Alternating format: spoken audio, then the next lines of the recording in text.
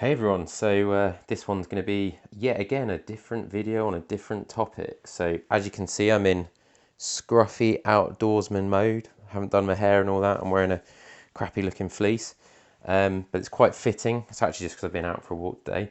But tomorrow I'm going to, we've got to do what we can during this lockdown. I'm going to go out and basically run up and down a hill all day. Won't all be running, some of it will be walking.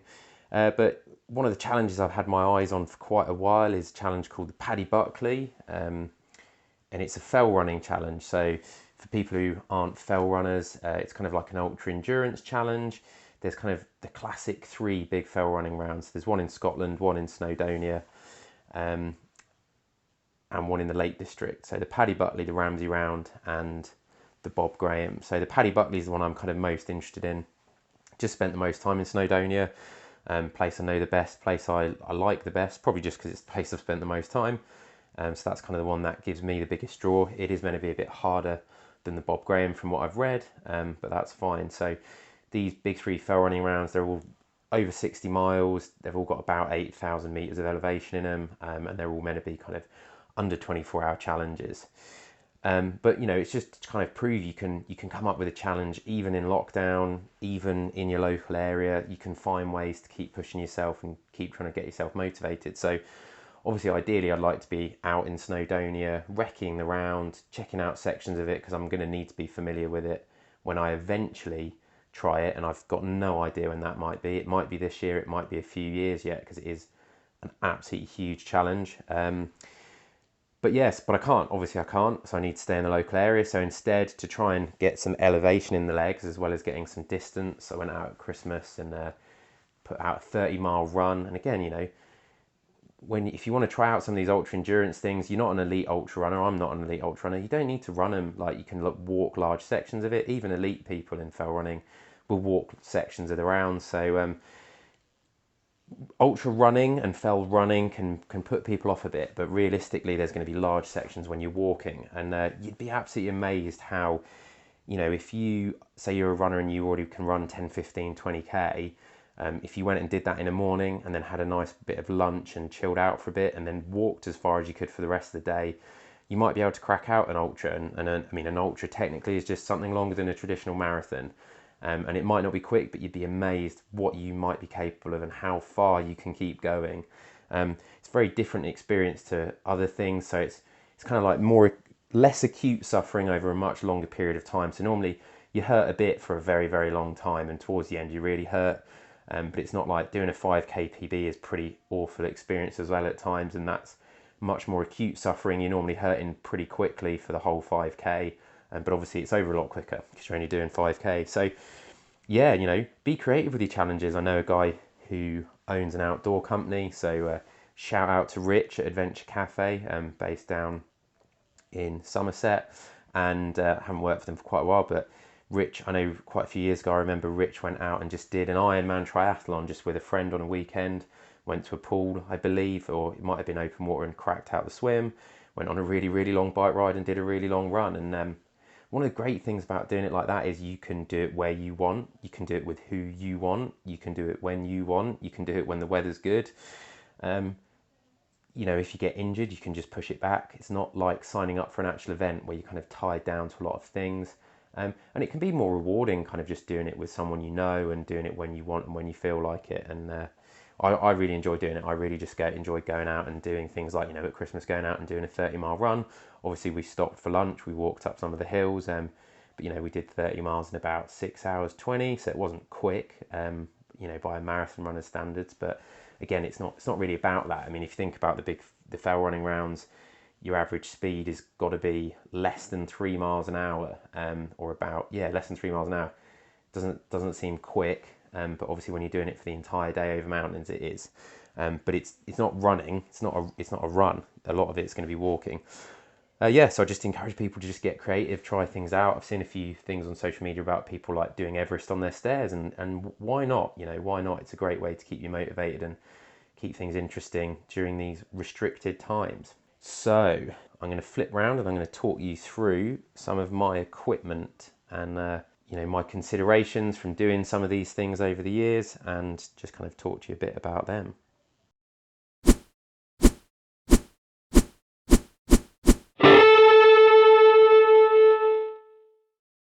first things first, food. Um, One of the things I've learned from doing more of these ultra things is, to be honest, a lot of it is just about whatever you can stomach.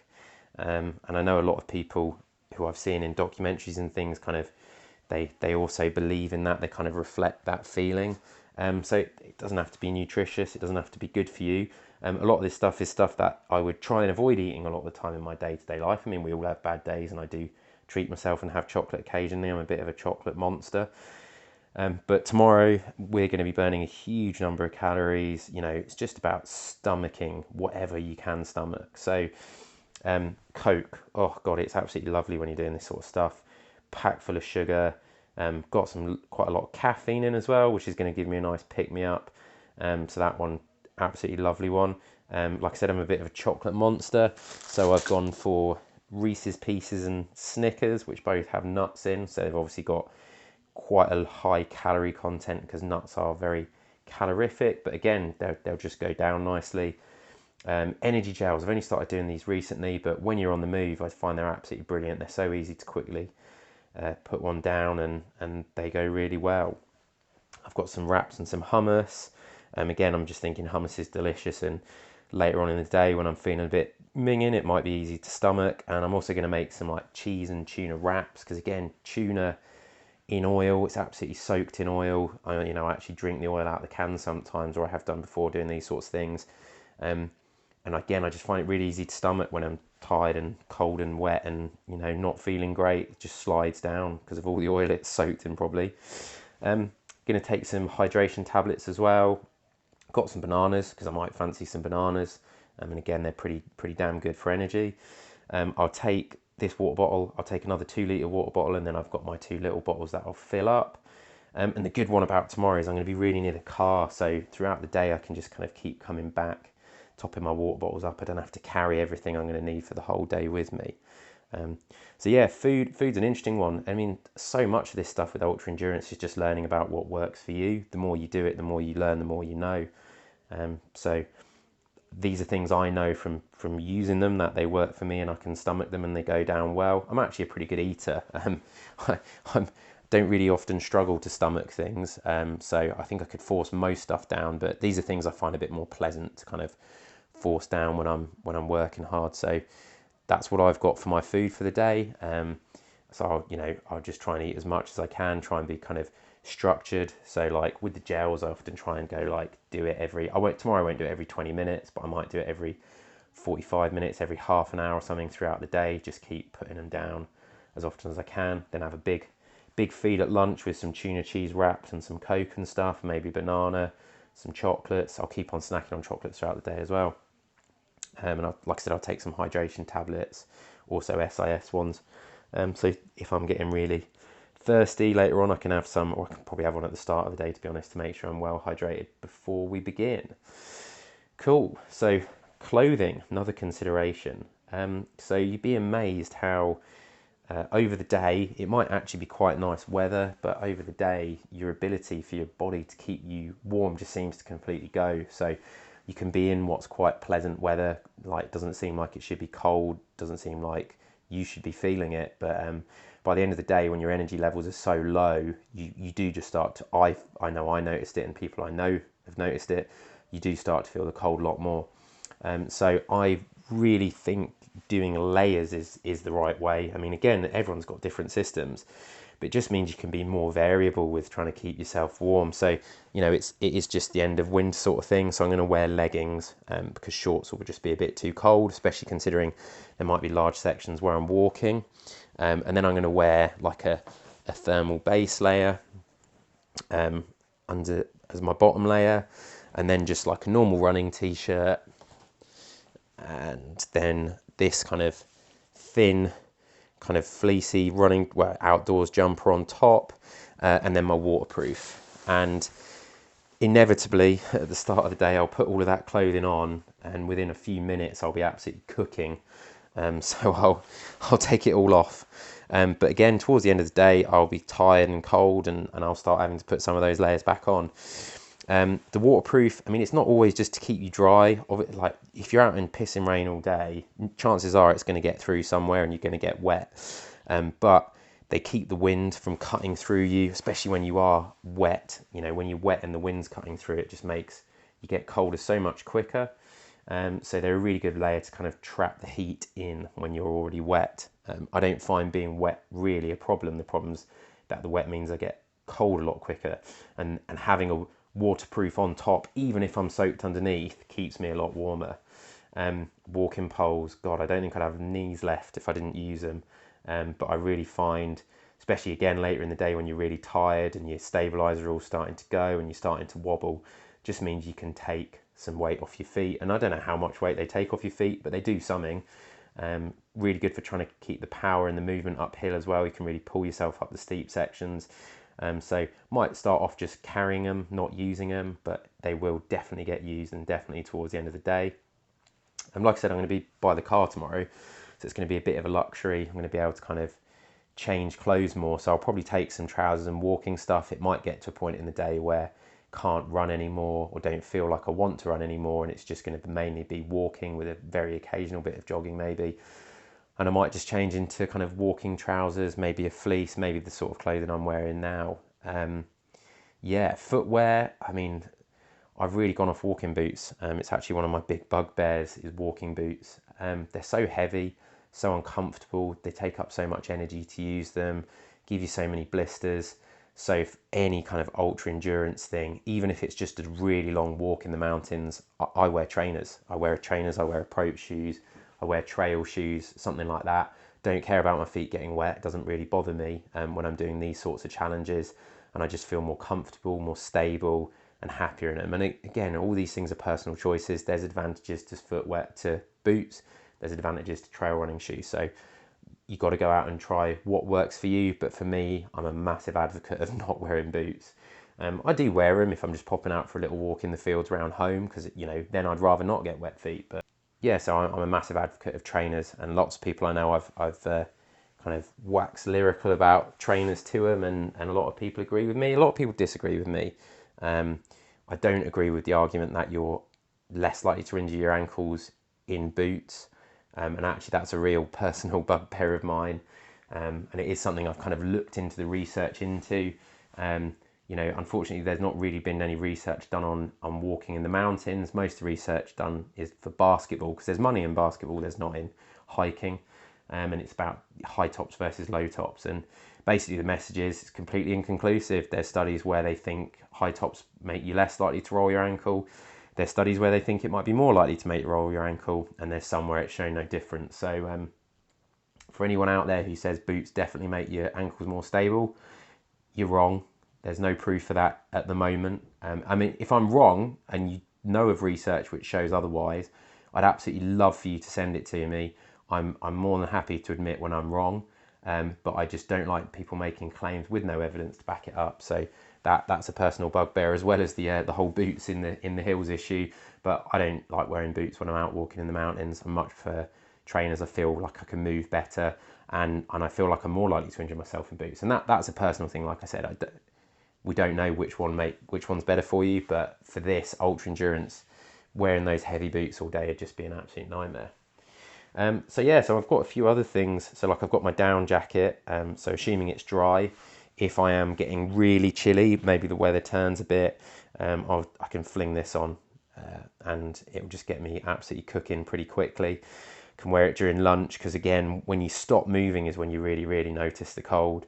So I can stick my down jacket on, stick a hat on probably and stuff like that, and just keep me warm while I'm sat in my car munching all my food down. And like I said, it's a bit of a luxury tomorrow because I'm going to be right next to the car, so I can afford to take more stuff than I need, more layers than I need. Whereas obviously if I was going and doing just like a big run round a certain area, I'd have to take everything I needed with me. But again, you learn more. The more you go out, the more you learn what works for you in different weather conditions, whether you're a hot person or a cold person, because some people need a lot more layers than I've got, and some people need none and would be quite happy in a t-shirt and shorts all day. I've got like a little running backpack from Decathlon, which is quite a cheap one, so I'm not going to put a lot in it. I'll probably just put that water bottle, maybe that water bottle as well, but probably not. Probably just my blue water bottle, and maybe a couple of Snickers and a load of energy gels, and that's and then obviously my layers as I take them off will go in the backpack as well. So that's kind of my plan for tomorrow. Like I said, it's going to be an interesting one. It's more just to see how it goes, and it's to keep me motivated. It's to see where my fitness is at after winter. I feel like actually I'm coming out of winter in a really good place. Like I said, I went and did that 30-mile run when my Christmas holiday got extended for a week because of the school closures. So, you know, I'm in a good place. Like being able to go and do a 30-mile run without kind of real prep specifically towards it is a great place to be in terms of fitness for something like a fell running round. But like we said, it's flat as a pancake round here. It's a completely different ball game when you're doing elevation. So tomorrow I'll get to test that out, see how the legs do on the hills. And I'll take some snaps while I'm doing it and let you guys know how it goes. If you've ever fancied giving an ultra endurance challenge a go, then let me know if you want any tips, and you know, or hopefully you found some of this information useful. I know a lot of it just basically says get out there and do it, but I mean that is one of the biggest messages. There is no better teacher than experience. Yeah, so give it a go, and I'll let you know. I'll do some videos of me during the highs and inevitable lows. It's another thing you learn the more you do them.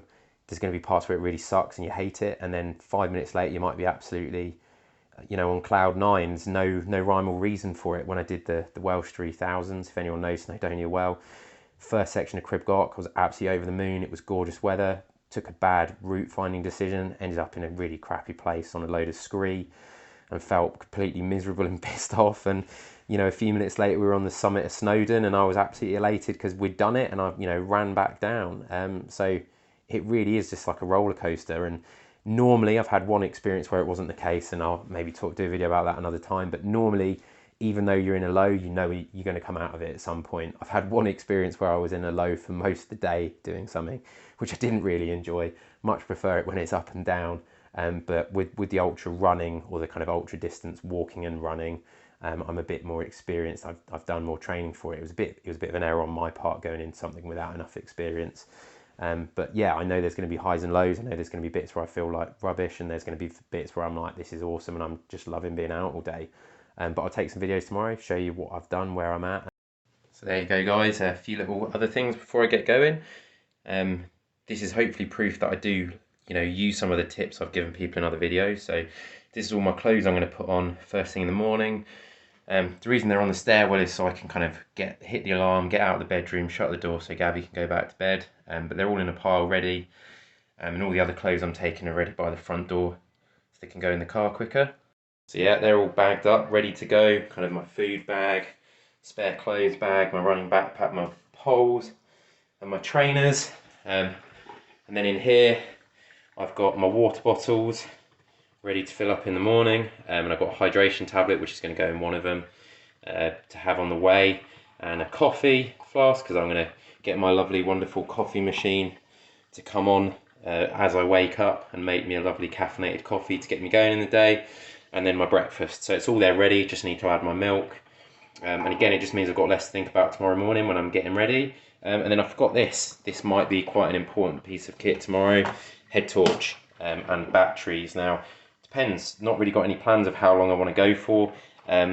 You know, might actually decide that after maybe 10 hours I'll be done, and it might not be dark by then, so I might not need it, but I might be feeling great, want to keep going.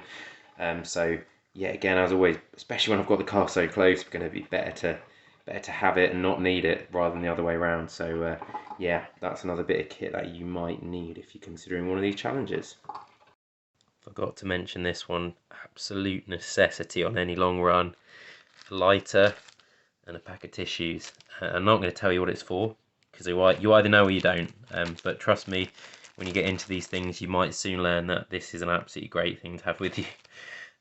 Hopefully I won't need it tomorrow, and that's as much as I'm going to say on that one. Morning everyone, I'm here. Oh, my microphone's just fallen off because this jacket's not very good for it. So it's about 20 past 7 in the morning. Got to get a nice early start when you're doing days like this. It's quite a beautiful morning actually, although red sky in the morning and all that. So hopefully be on the move for about 10-12 hours today here at Hill, local to me. My good friend and colleague Stinky Lee, who I'm doing it with, is just living up to his name. So he's using that little pack of tissues in his lighter. To be honest, I might have to follow him in a minute and go do the same, but we'll see. Might be able to hold it for a little while longer. So yeah, it's quite good conditions. It's pretty, it's not too warm, not too cold, not very windy. It's meant to rain a bit later, but nothing crazy. So yeah, game on. I'll keep you updated throughout the day and let you know how it's going. Hey everyone, so challenge completed. Success, I suppose. Didn't manage to do 4,000 meters elevation. It turns out when you're not in the mountains, getting loads of elevation is pretty much impossible. So I have been walking up and down with Stinky Lee a 20-meter bump, because it was the steepest thing we could find, all day pretty much. We actually ended up walking up two 20-meter bumps, because the first one we went to, we got moved off from because we weren't strictly on the footpath. We were on an estate, and obviously the snobby owner doesn't want you going just off the footpath. Whereas the second place we went to, we got seen and we weren't on a footpath again. I mean, we're in an empty sheep field. It was a sheep field with no sheep in it, so we weren't really causing any trouble. And we got seen, and they didn't care. They didn't leave us. They probably just thought we were complete idiots, which I did feel like it a bit today, to be honest. So yeah, it was like I said, you can find a challenge anywhere, even near your home. And actually, it's probably one of the hardest challenges I've done in ages, because it was so bloody boring. When you're in the mountains doing these big days, I mean, like I said, it's just almost impossible in this area to actually get really high elevation gains for the distance you do. And yeah, just like so boring. So yeah, literally in one field for most of the day, for hours and hours and hours, just going up and down and up and down and up and down. But we got 3,100 meters done.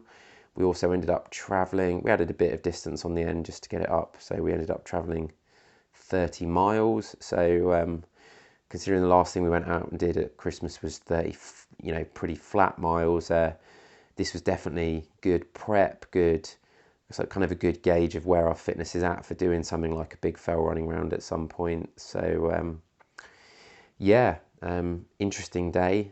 Definitely psychologically a challenge, because like I said, it's just so repetitive all day. But yeah,